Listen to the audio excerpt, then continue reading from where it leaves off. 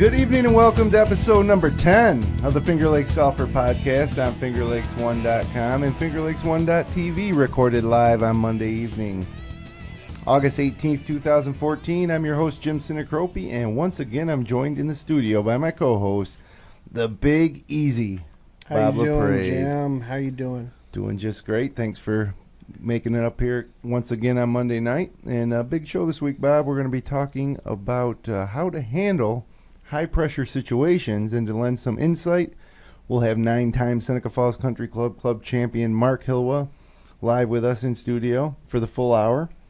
Bob, Mark, and I also all played at Timber Banks in Baldwinsville along with Chuck Ersman on Sunday. Absolutely. We'll talk about the new Jack Nicklaus design. The final LPGA event in Rochester was this weekend, along with the Dick's Open in Endicott, New York. Hole number 10 of our Finger Lakes Dream 18 is coming out of Cayuga County. And do you have a post-shot routine? Stay tuned for my Zen Tip of the week near the end of the show. So right off the bat here, I'd like to welcome to the Finger Lakes Golfer Podcast 9-time Seneca Falls Country Club club champ, Mark Hylwa. How you doing? Good, Jim. Bob, good to be here. Yep, thanks for We coming, both play Mike. a lot of golf together and enjoy playing with both you guys. Absolutely. And this guy has won 9 club championships, and he has been, it's match play at Seneca Falls, so he's been in 9 final matches, and he's never lost in the finals. 9-0. That's impressive. So I figure if we're going to talk high pressure situations, how to handle them, this is the guy to go to. He's the man. You know, And also, Thank you. Also, a lot of people probably wonder, geez, why do you guys always talk about Seneca Falls? Well, that's where we play. This is a golf podcast. That's where we golf most of the time. So a Yeah. lot of our stories are going to come out of Seneca Falls Country Club. And that's what we know. we do travel too, though. Yeah, Right. for We example. travel. I mean, we yeah. don't stay there. We travel all over the state to play. Yeah, I know, Mark. You just you and your daughter just came in third in the New York State we Mixed Am, tied for second, and match cards out there, and came in third. and that was at the Edison Club. Edison, yes. Yeah, we had a Nice. ball. It was always a joy to play with my daughter, Lynn. Yeah, great showing. So she played great, and it was fun. It was fun. But we do, I mean, all over. Well, speaking of traveling, let's start off the show talking about yesterday morning. We had to travel because there was a tournament at Seneca Falls. So luckily, our pro Chris Maneri was able to call Trey Waluski over at Timber Banks in Baldwinsville. It's a new Jack Nicklaus design, 4 or 5 years old. And we went over there with a 7:30 tee time. So we left town nice and early, 6 a.m. Yep. And we get there, and it was drizzly, and it was kind of still raining. But it cleared up as we went on, and it was a great day. Now, we all have positives and negatives concerning that golf course. It's beautifully manicured, and even after a ton of rain that they got on Saturday night, it was pretty playable. Yeah. And it's an interesting layout, and the facilities are great. They have a tent, though, not a clubhouse. They have a big tent, and they have a pro shop building slash practice facility type of place, and a halfway house. You know, they had some nice amenities. Right. But without a doubt, the craziest greens I've ever seen, and not just 2 or 3 of them, every one of 18 them. of them. Yeah. Now, you've played a lot of golf, Mark. Yeah, and I have never seen greens that are so undulated, where you cannot hit them. I mean, they hard to describe. hard to play it without ever seeing them, and then hard to go back knowing what. I mean, there's tiny landing areas where you kind of have to land it to have a decent shot at a 2-putt. Right. Right. Yeah. And so it's not, you know, and the thing about courses like that is it was fun. It was fun to putt those greens. I mean, I had a couple putts that were just Oh, you putt on 2. impossible. Yeah, I 4-putted that one. I think it was for one of the, I 4-putted. Yeah. And then hole 9, I had a putt that was I was pin high. I hit driver 5-iron on the green, and I'm thinking, all right, a couple good shots there. And next thing you know, I have to putt like off the green and just barely come over the biggest ridge, and it, you know, there was no way I 3-putted it, so I made a bogey. Right. But it's fun to try to putt those greens, and the greens are in pretty nice shape. Yeah, I think we'd go back and play again.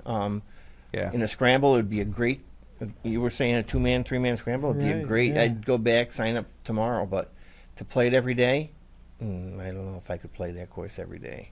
Yeah, I mean, I don't know if you get used to it because it's not something I think that you can get used to because it's that severe. I mean, Well, can you get- really, where the pins are, you really need to hit a precision shot to give yourself a good 2-putt chance or a birdie chance.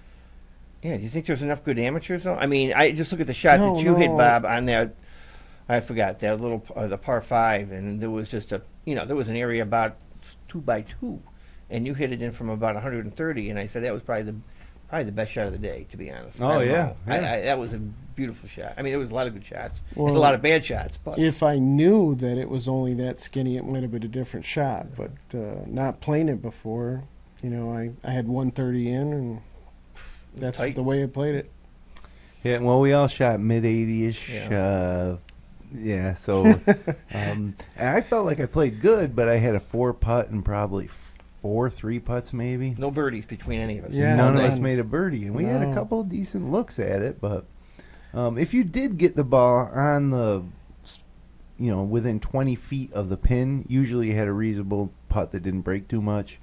But it was when you were anywhere outside of that range that anything was possible. Absolutely. Anything was possible. Now, Yeah. Bob started out par, par, par, par, par. That's when we should have left. Well, I'm thinking. I think I even said to Mark. I was driving with Mark. We had a match. You were riding with Chuck, and I said, Bob, start out 5 pars. You were getting up and down and making the short putts, and Mark's like, oh, and even par. I'm like, now it's fun to watch now, because he knows he's even par.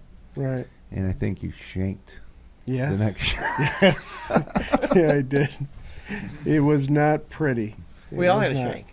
You shanked out of the Yeah, trap. out of the I shanked out of bunker. the trap. Out of the bunker. That Yeah. sand was so wet. Mhm. But like you said, I'd go back there again. I'd go back there, play my own ball. I'd go back there for a tournament. But it is a housing. There's houses alongside of it, and Well, that's where yeah. you're saying you wouldn't want to buy one of those houses and have that be your everyday Be course. my home course. I thought the fairways were beautiful, and the tees were immaculate. Tees were, Mhm. Yeah, and you could play. You could play anywhere from 7,000. We played at 6,800. Yeah, the roughly. blues, right? And then there's the blacks, which were 73. Right. Yeah, 73. Right. And, There was a few of and those. white tees that were a lot shorter. They Right. cut a lot of distance off, so it's playable for anybody. But I tell you what, they can't account for the greens. Right. Right. Right. Yeah. That's the tough. That was You the know. tough part So. for sure. And the only other thing I didn't like was a lot of the holes had that rough in front of it. Oh, that's right. Yeah, you couldn't see the fairway because there was a waste area in between the tee. Mhm. So, but it, With the tall fescue or whatever. Purple loosestrife, a lot of purple Yeah. loosestrife. Yeah. Yeah. But from the tee, you could not see the beautifully manicured fairways because there was cattails and vegetation. right. And around it. I'm sure, as you said, and there's corn around it, and the different season, it's a whole different look. Oh, If I those agree. aren't- If those aren't grown up, then you can Right. see those. Well, we'll have to get back there then in late September, maybe. Mhm. Sounds like a plan. So many courses to play. And Yeah. so little time, literally. Yes. Right. Yes. Yeah. Living in the Finger Lakes. All right. Well, the reason we had Mark Bird Hylwa in studio is because he won 9 club championships. Bob, you and I mean, me longer than you. Since I was 16 years old, I've been trying to win the club championship. Right. And I know that since you've joined and become a single-digit handicapper, that's a goal of yours too. Sure. Actually, I even when I was a double handicap, I've tried. Yeah, you gave it a shot, but Yeah. now you got to feel like, if you put it together, that you can make a run. Yeah, I just need that magical weekend where everything comes together. It's one of my golfing career goals. I just want 1. I don't want 9. You just want one. I'd take 9. But now another amazing thing about Mark's run to 9 is that they've happened in 4 different decades. Yeah, I took about 10 years off. Didn't play for a few years. Really? Yeah. I didn't play for about 10 or 12, 13 years. Wow. And then raised a family. I was Mhm. young. I was in college when I won my first You one. still golfed. Yeah, but I wasn't competitive. Right, but I you was- were a member? I was always a member, Yeah. but I didn't play for almost 10 years, from I don't know, 84, 85 through maybe 95. So first 96. title was what, 70, 76. 76? 76, I won 3 in a row. Wow. 76, 77, 78? Yeah. 3 so that's 3, and then you Right. took 10 years off, and then I won a few between there, and then maybe I can't tell you them all. It's hard to I know when you get 9, who can remember? But Yeah. then, to be honest, my daughter started to play, and Right. the big change that happened to me was she said, "I'd like to see you win," and I went up to Harmon at Oak Hill and took 3 lessons, Nice. and it kind of ties into tonight. I wanted to learn, how to hit, pressure shots or shots. So actually 4 irons. So my first 2 lessons were just with 4 irons. Wanted to learn it. Why? Because you felt you 'Cause needed to hit 4 irons at Seneca Falls? I needed to hit, yes, off the par 3. I was not real accurate with the long irons on the 200-yard hole or 175. But then, amazing, after 2 lessons, my handicap dropped from like 7 to 0. Right. And actually, my last lesson, I hate to say it, but I went back and I said, how do you handle, when you're 4 or 5 under and you're on 15? Right, because that's a big type of pressure situation. When you're you're just having playing. a dream round, everybody Yeah. always Right. screws it up. Right, Oh, right. And I yeah. did. I get them in. I mean, I got up on 15 playing with Covey Windsor. I'm 5 under par, and I hit my drive on 14 over into 16. Yeah. But it's just how do you... So what did Harmon say to Well, do? it's each shot. You have to prepare, go through your routine. You've hit those shots before. And you can't dwell on what you did. And you've hit every shot after that. You just got to set your line and commit to the shot. Bottom line, commit, be 100% behind that shot and hit it. And if you're not, then you're not going to hit it. That's why a lot of guys, I think, play well in scrambles, because they can commit to a shot and there's no consequences. Right, no big consequences. They know there's yeah. somebody behind them. Or, Right. Well, there's nothing like being out there, whether you're trying to bring home a good round, or you're playing in a medal play tournament where you're out on your own, or even you're playing in a 2-man scramble or a 2-man best ball and your partner's in trouble, where there's nothing there behind you. So whatever you do is going to be what you're going to have to live with. Right. And that is the type of pressure Right. that I think all golfers kind of live with. And, some guys like Adam Scott, that means the way they handle pressure is coming down the stretch of a major championship. How we as amateurs handle pressure could be, like you say, you're 1 or 2 under par coming. For myself, if I was 1 under 2 under par coming down the last 3 holes, I'd feel the pressure, no doubt. And every time I tee it up in the club championship, or I feel a different type of pressure, because we don't do it every day like those guys do. So. So how do you get to that point where you have that type of confidence? I think you got to be there once. I was lucky. The first time I won, I was playing one of my best friends, played Steve Hyde, great player. He's won it 6 or 7. Six times? I know, quite a bit. And he was a very good player. And, it was just a rub of the green that I think I won. I think I won on 35 or something. It was a 36-hole final. And that was probably, if he had won, I may have not won any after that. Who knows? Spiraled. Who knows? I probably could have given up golf. But, you win that first one, and then the next one, the third one, actually, I was 5 down. I was even par. I was even after I played Kenny Watkins, a great player at the time. This is probably his last final. His last appearance. final. And I probably is one I wish, I wish things had changed. If I had lost one, I wish I had lost to him. He's a great player. And I was even after 9 and lost 10, 11, 12, 13. Got up on 14 and hit it out of bounds. And Kenny's in the middle of the fairway, and I said, Penny, pick it up. I got to get my mind together. So I gave him, 250-yard 2 on 14. Nice. That's To a be 5 double down. eagle officially, right? Yeah. So, but then I said, just get back into it. And then I slowly, through the course of the next, whatever, how many holes I had left, I ended up tying him on 36 and knocked it to a few feet on 1 and beat him. But, it's a slow progression. You got the shots, but it's mine. And it's just, you got to commit.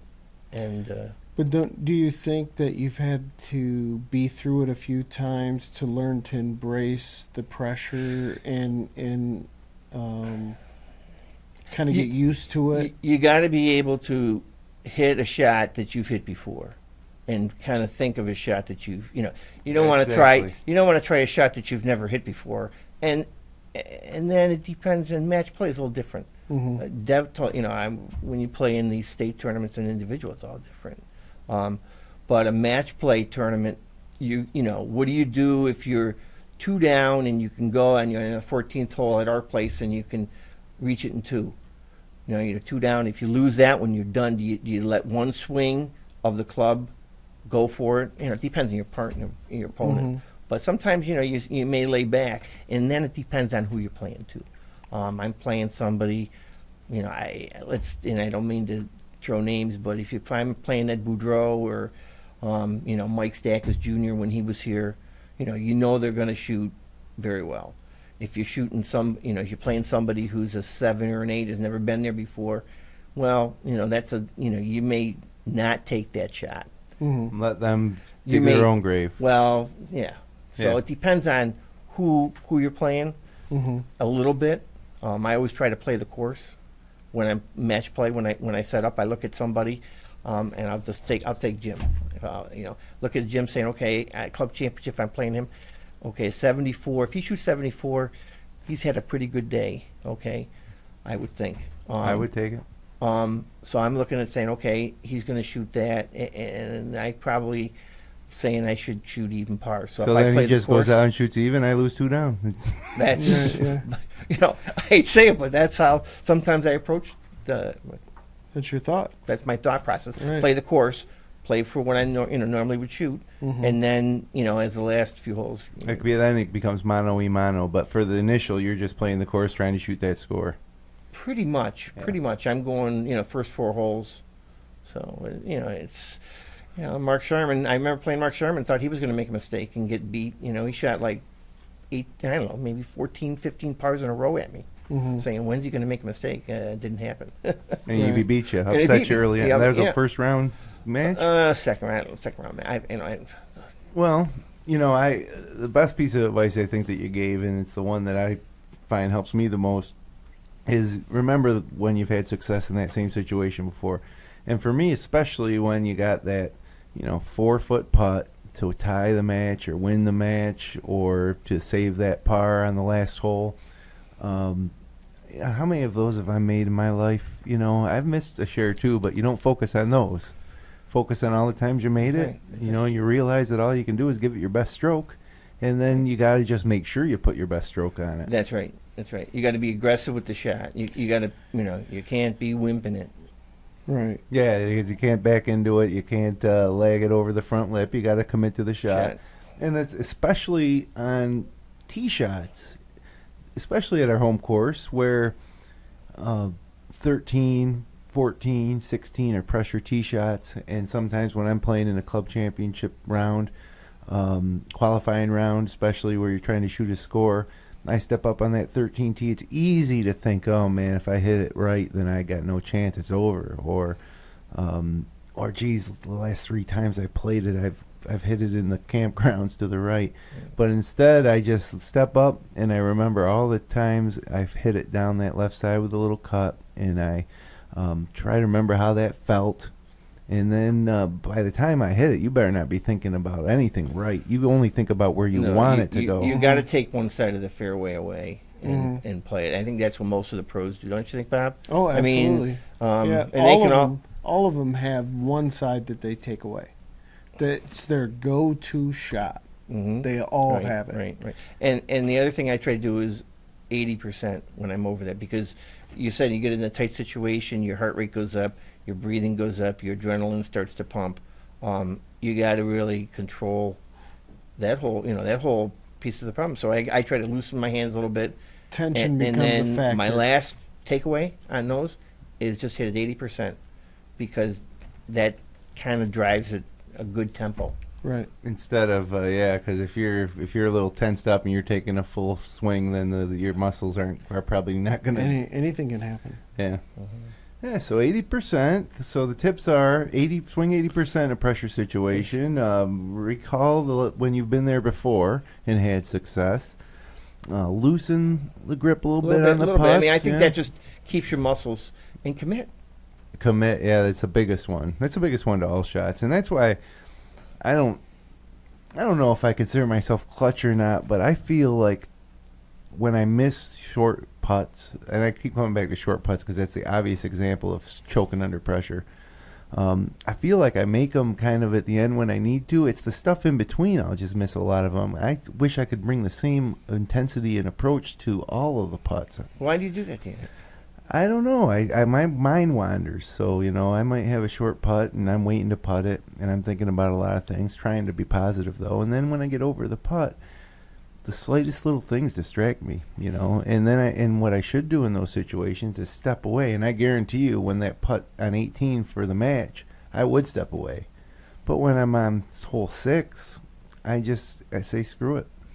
Swing the putter and you miss it, and then you get mad.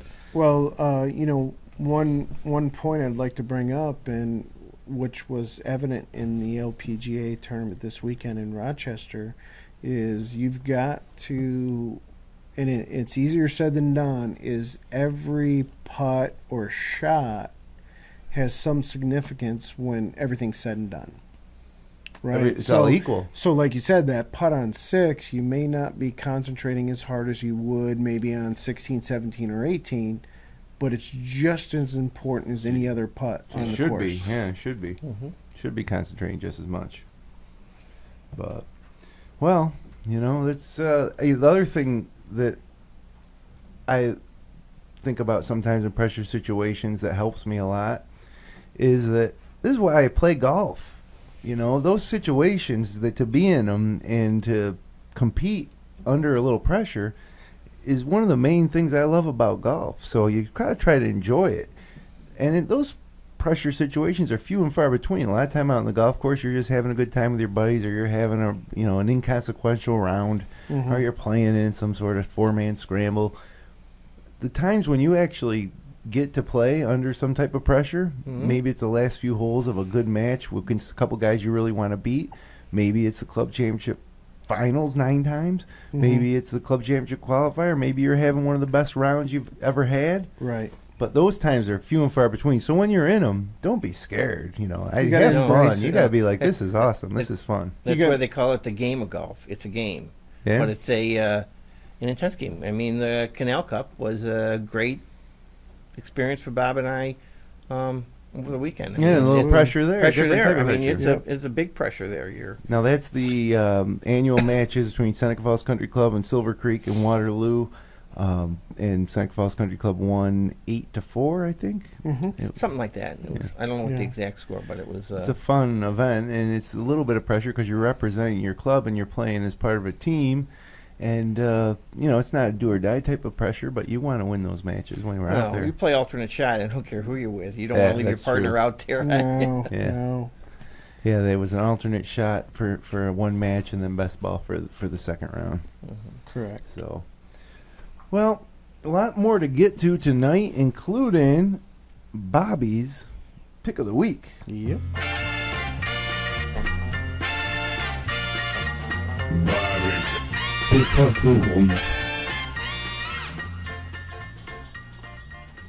What do you got this week, Bob? I've got Dr. Bob Rotella.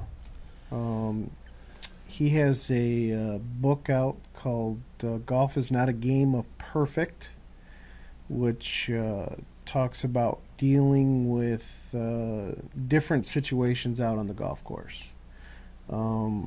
And I have I'll call it a passage from his book, and he talks about many things, and narrowing your focus, or how to deal with the ups and downs of a round.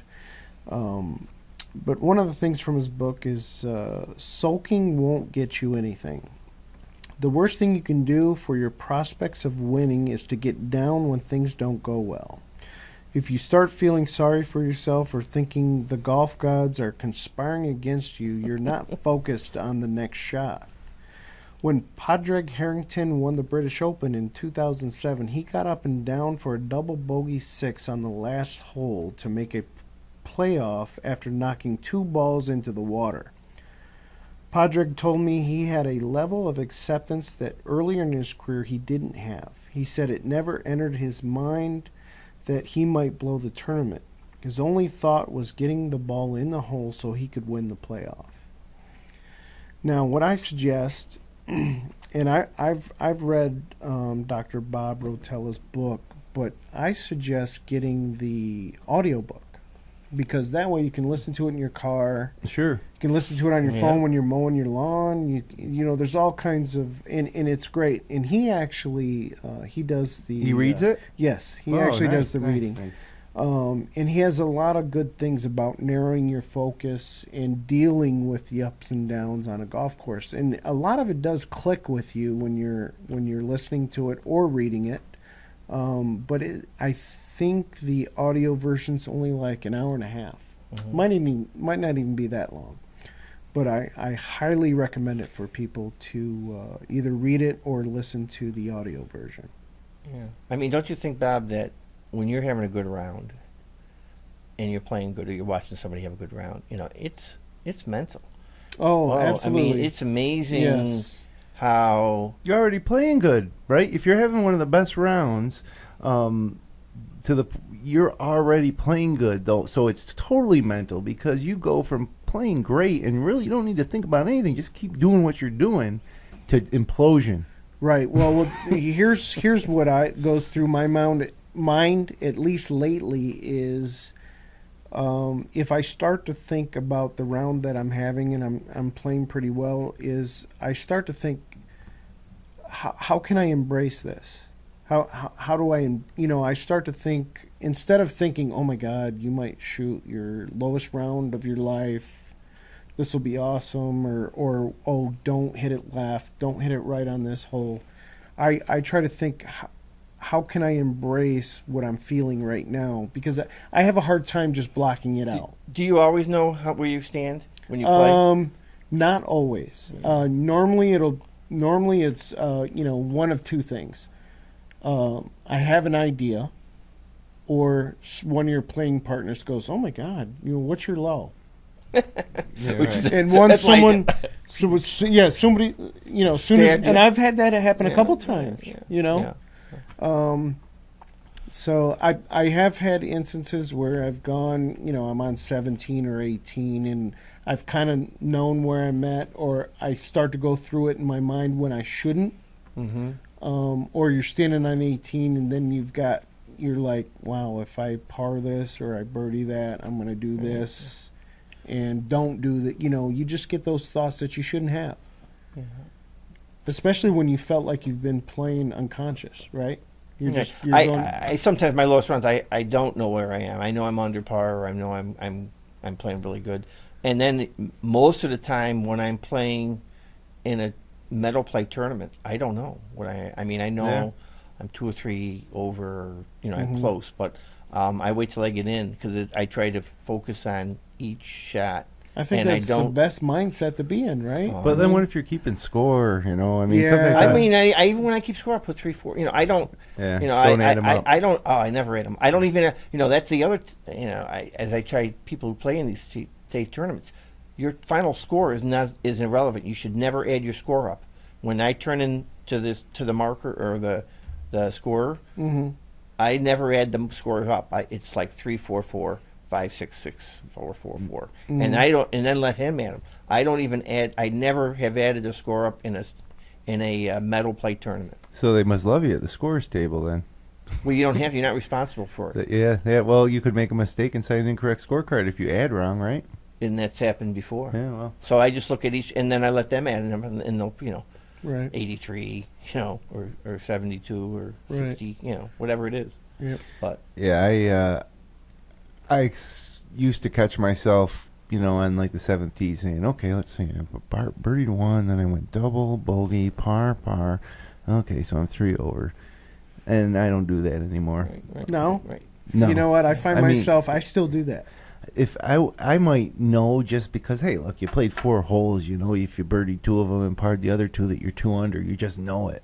Yeah, but I always have mental checkpoints, 7, 8, 16. After 15, I start thinking, okay, where am I at?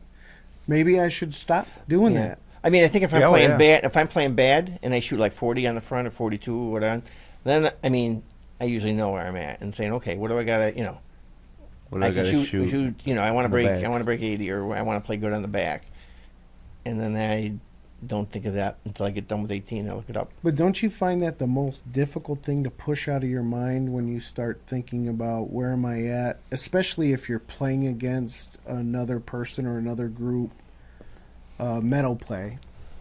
Don't you find that's a very difficult thing for you to push out of your mind to say, you know what? It is hard. And I'm not going to say that I don't know where I'm at. I could tell you within 2 strokes plus or minus where I'm at probably almost any time, unless maybe I'm playing really bad. But I don't know exactly. I never come down 18. Or I try not to be the point where I'm coming down 18 saying, if I birdie this, I'll shoot 71. Mm-hmm. You know, I'll know to myself that I got one more hole to play. I'll play it the best I can, and if I par or birdie or bogey, I'll be somewhere around 72 or 73. Right. You know, and sometimes it's a pleasant surprise. You're like, oh yeah, when you add it up, I shot, you know. Yeah, you forgot about a birdie. All of a sudden you forgot, geez, I did birdie 12. Yeah, and so I shot instead I thought I shot an 80, I shot a 79. Well, that's impressive. I have a hard time getting past that. Well, there's times too, Bob, especially when I am having a good round and it's easy, less numbers to count, where I do know exactly where I am, but it's not not trying intentionally. You know, if you shoot 36 on the front, and then you go out and, you know, par the first 3 holes, you know, you're even par. It doesn't take a genius, but if you have some, you know, some variation, I guess, in your scores, maybe you shoot a 41 on the front, and then you go bogey, par, birdie, bogey. I won't know exactly where I am in that situation, I guess. But right. Well, I'll definitely have to download that book, Bob, because it sounds like it's right up my alley. It sounds like I think you would enjoy it. We could be mowing the grass on the weekends and listening to that. We'll listen to it simultaneously. It's not very expensive either through Audible or one of those places. Yeah, a couple bucks. Yeah. I love any golf books that don't talk about technique, that just talk about mindset and approach and scoring. Yep. Another good one's Ray Floyd, The Elements of Scoring. It's a little less known, but it's a great, great book. Yeah, I like Ray Floyd. I always, you know, I modeled a few shots that he used to do, that toe chip, which is a great shot. Great shot. Well, let's move along here in the old show and see what's going on in the world of golf news. Innaby Park successfully defended her title at the Wegmans LPGA Championships on Sunday, beating Brittany Lincecum with a par on the first hole of a playoff at Monroe Country Club on Sunday. And that effectively ended the United States streak of winning all the majors this year on the LPGA Tour of 3 in a row. There's 5 majors on the LPGA Tour. This was the 4th. And it was also the final year for the LPGA in Rochester. It was at Locust Hill all those years, this year at Monroe. After a 38-year run, so next year the LPGA Championship will rotate among courses near major markets, and of course they hope to attract bigger purses and more media attention, which they likely will, but it's just a shame. Yeah. Because as long as I've been around, you know, they used to do it in June. Yeah, good turnout. Right. Yeah, and I think, you know, part of the LPGA changed for a while, you know, after the Dottie Pepper. A new commissioner came in.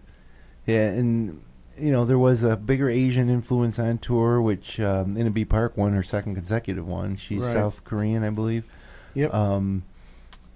But there is a resurgence of American women, and I think that will fuel the resurgence in the LPGA. I'm sure they'll do fine at these. They're playing at Westchester next year. Now, wasn't Wee was hurt, right? She didn't play. Yeah, Right. Yeah, Michelle Wee didn't play. Michelle got. I think she was injured or something. But she was the U.S. Open champ this year, right? Yeah. Was it U.S. Open? Yeah. Yes. Yeah. So, is Wegmans done with that? Are they going to just drop out of golf, do you think? geez, I don't know. I don't know if they'll continue to sponsor it. Yeah, I mean, great sponsor. Yeah, you'd think they still would be able to, but they mentioned bigger purses. I don't know. Maybe they're going to go for BMW or something. And yeah, poor right. Danny Wegman.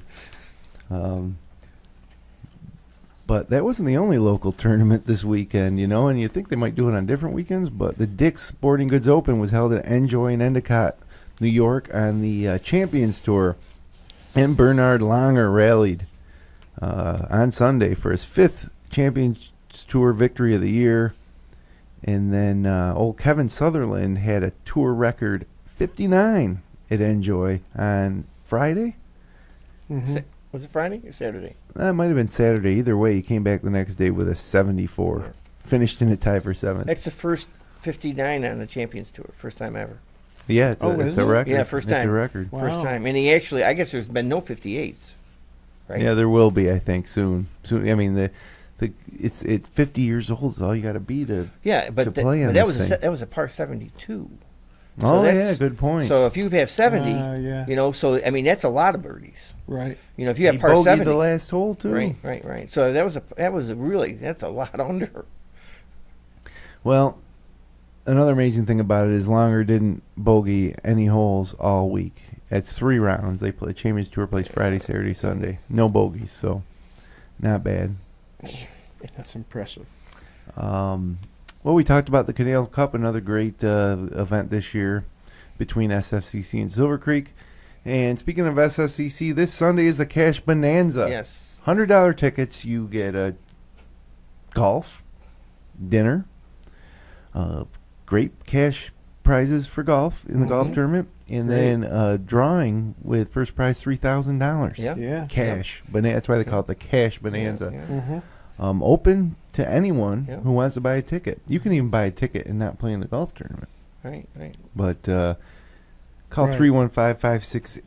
315-568-2676 if you're interested in tickets. And or stop right down there. Sign Yeah, up. yeah. Sign up your foursome. They're filling up fast. There's an AM tea shotgun, an afternoon shotgun, and then 7 o'clock is the dinner and the drawing. Yeah. I have some Nice. friends coming in from Albany. Awesome. It's a great tournament. Great tournament. Okay. Area holes in 1. Linda Barber used a 6-iron to score a hole-in-one on the 105-yard 12th hole at Sodas Bay Heights this week. Chris Crisanti aced the 138-yard 3rd hole at Geneva Country Club using an 8-iron. Nice. Joe Foster aced the 135-yard 11th hole at Victor Hills North using an 8-iron. And David Fulmer used an 8-iron to score a hole-in-one on the 152-yard 13th at Victor Hills East. And Rob Van Steenberg used a 9-iron to ace the 140-yard 8th hole on Victor Hills South. Wow, Victor. So north, south, east, and west, they're getting holes in one in Victor. Killing it over there. Oh, what do we have here? Gail? Oh, Gail Issing used a pitching wedge to score a hole-in-one on the 90-yard 8th hole at Ravenwood. David Marsh used a 7-iron to score a hole-in-one on the 138-yard 14th hole at Ravenwood. And Chet Starowitz aced the 140-yard 8th hole at Bristol Harbor Golf Club using a 6-iron. And finally, Mike Zalewski used a 4-iron to score a 1 on the 158th-yard 13th hole at Greystone, one of your favorites, Bob. Yeah. Yeah. Speaking of favorite courses, trying to make a segue here, fellas. Mm-hmm. It's Perfect. time for the 10th hole of our Finger Lakes Dream 18.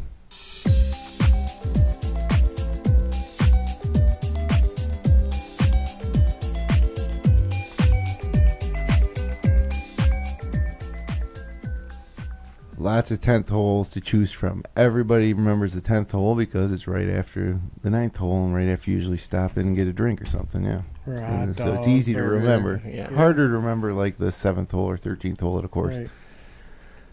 And, geez, I thought long and hard about this one. Didn't get any suggestions from anyone. Oh, man, I'm disappointed. But what I did decide to do is go down to old Locke, New York, Moravia, Fillmore Golf Club. Mm-hmm.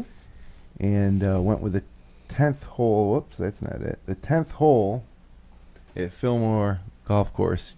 Mark, you ever play at Fillmore? Yes, I have played at Fillmore. Yeah. So you know the hole I'm talking Mhm. about. Mhm. Bob, I don't think you've ever played at Fillmore. No, I have not. It was in better shape back in the day, I think, Days. than it is now. But the 10th hole, we talked before getting on the air a little bit about grain and the terrain of golf courses. This is one of the most uphill par 5s you'll ever see. It's a par 5. Let's see here. 463 yards. Not very long, but it's all uphill. So you can get home, but you got to crush a couple shots. Right. I'm telling you, this thing is like, woof. Really? And when you're up top, as you can see in this picture, this is from probably just short of the green, and you're looking down at Owasco Lake. Oh, wow. Yeah. It's pretty amazing view. Yeah. And you got Tollgate Hill Road bordering the entire left side of the hole. And it's funny when you get up by the green, like there's a little ditch and there's the road. I mean, the road is literally 10 feet from the edge of the green. That's out of bounds. But it is a crazy green because the green is also on that slope, and it is severe from front to back. It's crazy hole. It's similar to the first hole at Penn Yan, Lakeside, Lakeshore. I can remember those. Yeah. I played the first hole. Lakeside. A little bit similar. Yeah. It's a little, maybe even more steep than that, and that's pretty steep. Mm-hmm. But Yeah, and it's they have a bunch of tournaments over there at Fillmore I used to go to, and it's more fun playing that hole as a scramble than on your own ball, that's for sure. But I have a funny story about this hole 10. Like I said, they had tournaments over there, and one year we're playing in a two-man scramble, and a couple guys, I won't even mention their names, but they were from Seneca Falls and played in this tournament with us. It's one of those flighted after the first day events. So they play and they get flighted, and they're feeling confident, and they get the draw. They're starting on the back 9 on hole 10. So their first hole of the day on Sunday, they are on the green in 3, and they 7-putt it for a 10. Oh, wow. 7-putt. In a two-man scramble. Because it's the type of thing, that green, that if if you're hitting from above it, unless it goes in, you're screwed. But then if you're putting from below it, sometimes if you put it up to it, it would just roll back down to you. And you really had to make a 10-foot putt from below the hole was the best you were going to do. You're never going to leave it anywhere else. So they just kept missing the 10-footers. I don't know if I've ever heard somebody, even individuals. I'll tell you the names of the guys after. But can you imagine, you come back for Sunday of this golf tournament, and you're like, let's go, come on, we're going to shoot. Yeah. We're going to win our flight. And then the first hole, you take a 10 in a two-man scramble. Well, can you imagine after the 4th putt at it, you're just like, They this has got to end at some point, right? Yeah, they were probably considering maybe WDing at that point, but they finally got it in the hole. Wow. So send us your suggestions for hole 11 of the Finger Lakes Dream 18. Mm-hmm. We're moving right along. It's got to be in the 11th hole somewhere in the Finger Lakes. I love the 11th at Seneca Falls. If I don't get any good suggestions, I might make that, even though you chose the 9th, too. Mm-hmm. The 9th was part of our Dream 18. Right. But hole 11. So get your thinking caps on. Email us at contact@fingerlakes1.com with the subject line Finger Lakes Golfer with your suggestions. Dare you. Yeah. Yeah. So, moving right through this show tonight, and brings us to one of my favorite segments. It's time for the Zen Tip of the Week. Nice.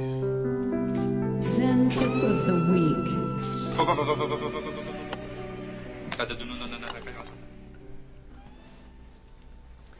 This week's Zen Tip of the Week, and again, most of these come from Dr. Joseph's parents' book, Zen Golf. Not all of them, but, when When are you going to write a book? It would just basically be plagiarizing his book. But I should write a book. I don't know. Right? You should. I do got a lot of You've got a lot of insight. things. I got a lot of things to say. Mm-hmm. We'll start with a podcast, worry All about right, the book all right. down the line. But this one in particular, when I need an idea for this segment, I flum through it. And you know what I found is I've read that book 7 or 8 times. And, even flipping through it, I can just go again. I can just read like 10 pages, in 10 minutes. Love it. Great book. But the tip I got is, do you have a post-shot routine? First of all, do you guys think of yourselves as having a post-shot routine? Absolutely. No. Yeah, after I hit the shot, I either lean left or right. That's my post-shot routine. Instead of standing up straight? No, if my shot's going right, I lean left. And if my shot's going left, I lean right. I'm trying to help it. The 9-time club champ doesn't have a post-shot routine, though. No, I mean, off the tee ball. I mean, yeah, I don't. No, I pick up the tee. A lot of times I'll pick up, if you hit it good, you just pick up the tee and you're gone. You turn around and I don't look at where it comes down. See, this Dr. Joseph Parent says you should watch that ball till it hits and rolls and you can't see it anymore. I'm so old I stops. can't see it. Yeah, I'm going. having trouble too Really? seeing the ball. But the reason you do that is you soak in the good feeling of the good drive. Mm-hmm. And then if you hit a bad one, that should be one you want to watch and see where your ball goes if you're going to have to find it. But at that point, you just say, yeah, that was weird, or something like that. And you just kind of, but if you hit a good shot, you should be like looking at it and being like, I am the man. Look at that beautiful ball you can sailing. feel that in your whole bones when you hit that. When you hit that perfect shot and the flight's gone and it's right where you want to hit it. And that's the feeling you want to replicate with every shot. Right. So while you're actually doing it and you're watching the results of it, you need to soak it in and really enjoy that shot that you just hit, I think. Now I will watch. Probably I watch more irons shots. Well, sure, because then you want to see how close it's going to go to the hole. Well, right, but because you don't. I guess do you pick a spot out in the fairway? Like you pick a spot out in the. Yeah, I always the aim pin? with something off the tee. Well, You mean like a pin? Well, Dr. Bob sometimes Rotella it's the will pin, tell yeah. you not only pick the pin, but try to pick a spot on the pin. For a fairway drive. No, well, pick the smallest spot to narrow your focus. Okay. So that would mean... So if you're not, if it's hard to see the pin, you pick a tree behind the pin, but pick a branch on the tree. Well, I'm just saying off the drive, I'm trying to take when I hit it. At least me, I just try to take one side of the fairway and once it's off, you know where it's I going. have You an pick up idea. your tee and turn around. Well, he Turn would around. say, watch that ball sail down the fairway and roll, and then pick up the tee, I suppose. But what I think what Bob Rotella and Bob LaPrade, two venerable names in the name of golf, Yep. are saying is, and I guess the best way is to think of this in terms of putting. Don't aim at the hole when you putt. Aim at a blade of grass where you want the ball to go in the hole, a smaller target. right. So you'll be more precise. So if you aim at the whole hole and you miss it a little right, you miss it right. If you aim at that one little blade of grass in the middle of the hole and you miss it a little right, it still goes in. Right. Right. I do. When I do putt at a blade of grass. Yeah, narrowing your focus. Yes, on that, or chipping. Sometimes I'll do that. Yeah. But and so now Bob's saying too, like off a tee ball, pick not only the tree you're aiming at, but the branch of the tree and the exact leaf where you want to hit it. And I do that. I do that stuff, Bob. Personally, I do it. I think it helps. Oh, I may try that Wednesday. Yeah, there you know, at the very least, what you've done is focus your attention more on the target than the woods on the right or the pond on the left or the last shot you just hit that wasn't good. Dr. Bob Rotella also says it makes you, if you have any anxiety about the shot, it takes that away because now you've narrowed your focus about aiming at a smaller target than you normally would. Mm-hmm. Another thing that you don't want to incorporate into your post-shot routine, according to Dr. Joseph Parent, and I agree with him, everything he says, is don't work on technical things. Like a lot of people, you'll see them, they'll hit a bad shot, then they'll go off to the side and like take their club away and look at their wrists and look at their position and try to work something out. That's not good. By the time you're out on the golf course, you go in with what you got. You can't change things on the fly. I agree with that 100%. I mean, I see so many people, they're way too technical. Mm-hmm. Now, I'm not saying on the golf course sometimes when I'm if I'm playing a little right to left and it's just going right all the time, okay, then I'm going to adjust and it's not coming today or whatever it is. You got to make a few adjustments. But I see too many people play way too technical. Well, it's, the famous saying, paralysis through analysis, right? You start getting so hung up and and none of us can afford to get that technical because we don't have as much time. Right. We're playing 2-3 times a week, and then you want to make real technical changes, you're going to have to practice. Mm-hmm. But at the very least, don't do it on the course. How many times have we played with players? Especially it's worse when you're your partner, Right. and you got a 4-footer and 3 holes in a row they hit it right. Well, they're not aligned. They're aiming. Yeah. They're aiming right and they're hitting it right there, but they think they're hitting in the hole, and I'm sitting there saying you're aiming right there. You just got it. Their alignment's off. Right. But they don't see it. Yeah. So I mean, you hit 2 or 3 holes, and it's if you hit it where you want to hit it, and it's right, then your alignment's off, and Right. you may have to make an adjustment that way or left. Exactly. Well, to wrap up the Zen Tip of the week this week, have a post-shot routine, and what it really should consist of two different routines. Whether if it's a good shot, watch the shot till its completion.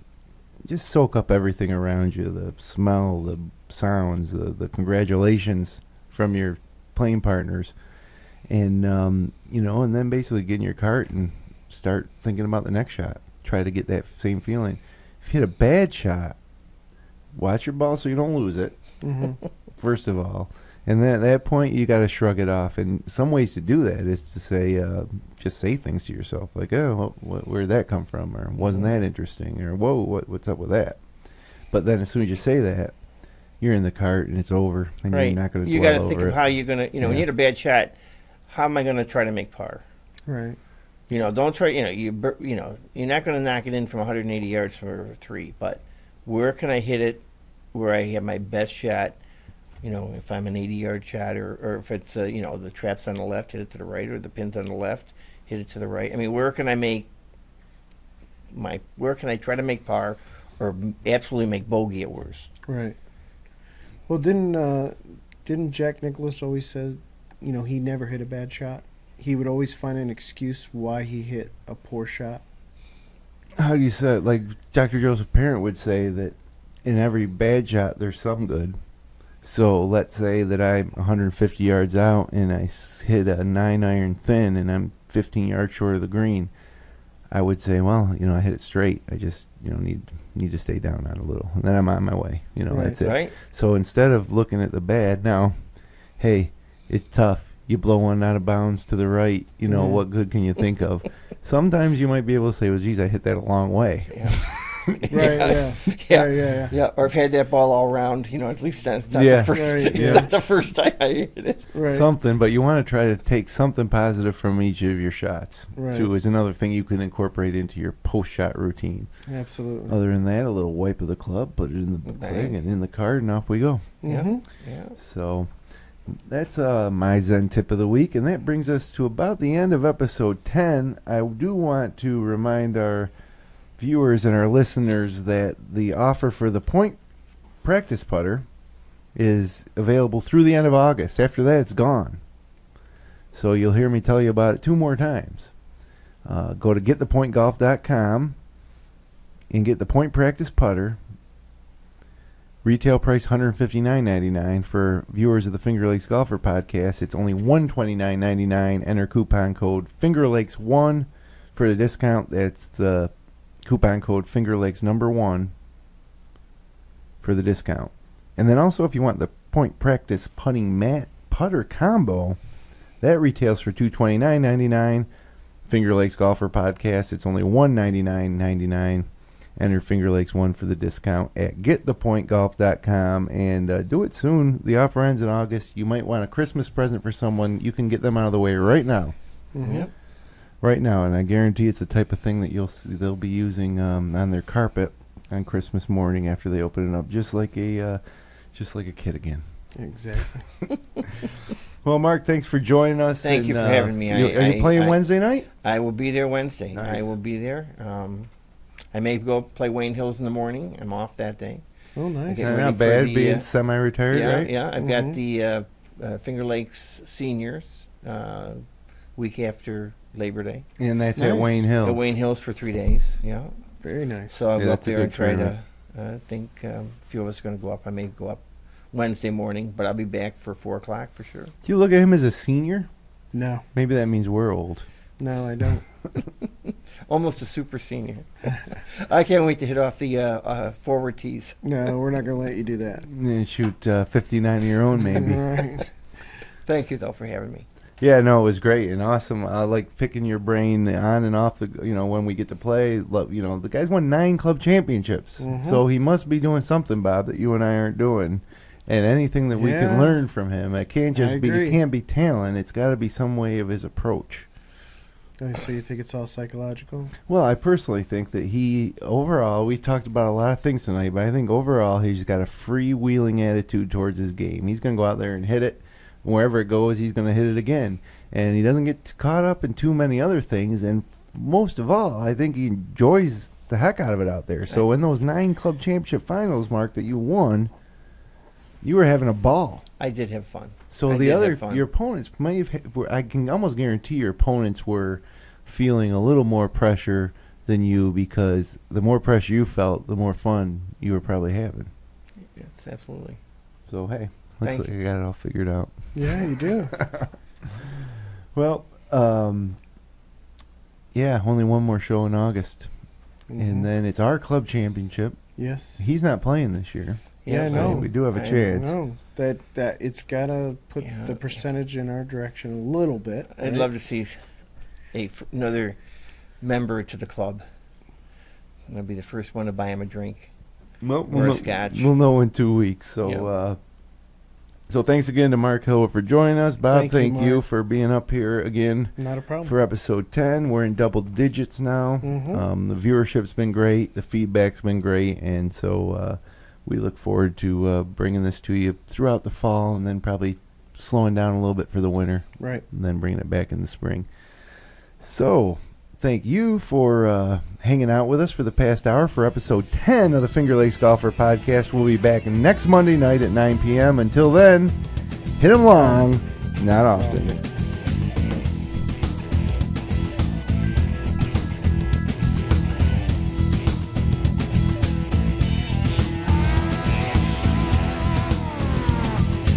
Good, thanks.